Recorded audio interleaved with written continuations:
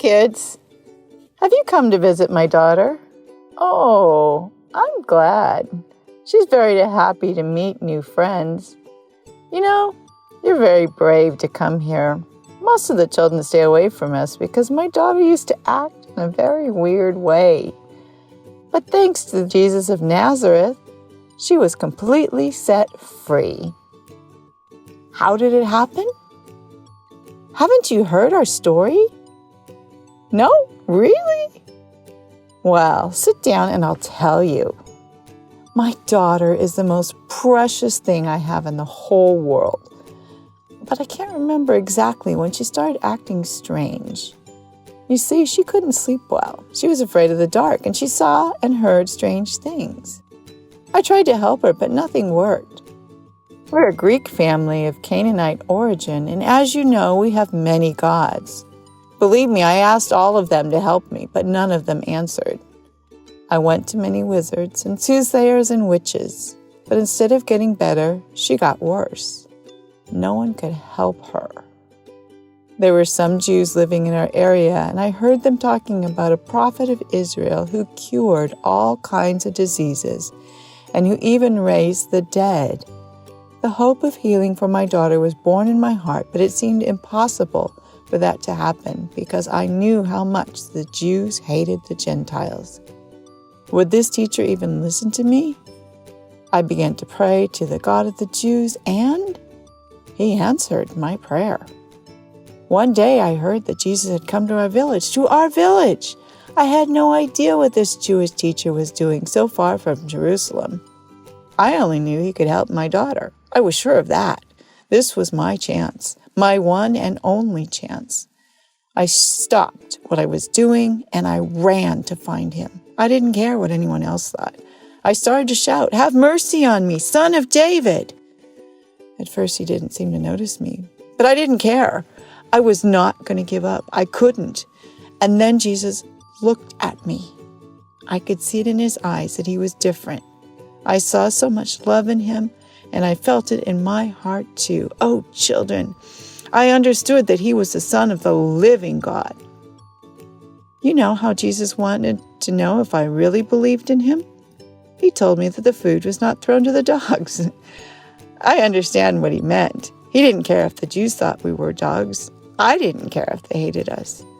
The Jews were privileged because they were chosen and because they kept God's commandments. But inside my heart, I could sense he was not just a God for the Jews, but for everyone. And he could give me a crumb just like the crumbs that the dogs eat fell off the table. I needed Jesus. I needed his help. And nothing was going to take him away from me. My heart longed for my daughter's deliverance. I knelt at Jesus' feet and he read my thoughts and knew I trusted him. And then he said the most beautiful thing I have ever heard in my whole life. Jesus said that my faith was great and my prayer had been answered. At that moment, I didn't know whether to laugh or cry. The weight had been carrying was gone and I was free. I thanked Jesus and ran home to find my daughter lying on her bed, completely healed and liberated as you see her now. Doesn't that seem like a miracle to you?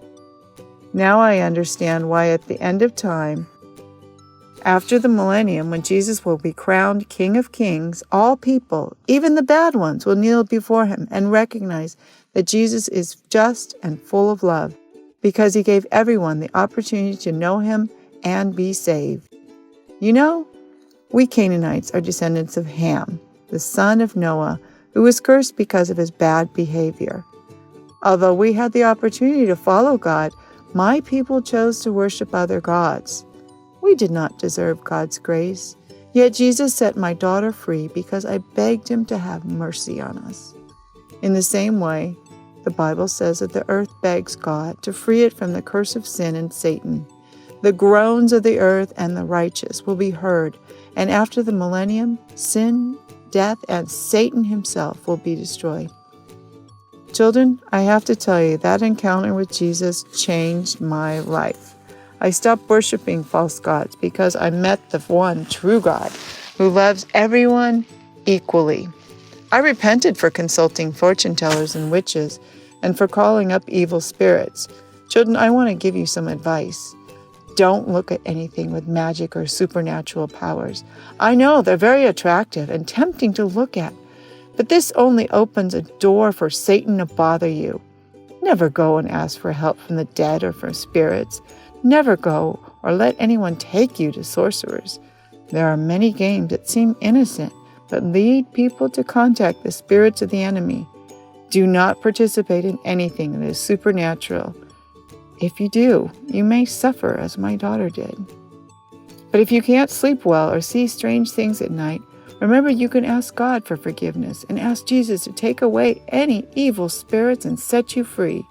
He will hear your prayer, and you will feel peace and much joy. And of course, you'll be able to sleep well and be no longer afraid of the dark. Trust Jesus and be patient, and you will be part of the faithful ones at the end. Goodbye, children. Thanks for visiting.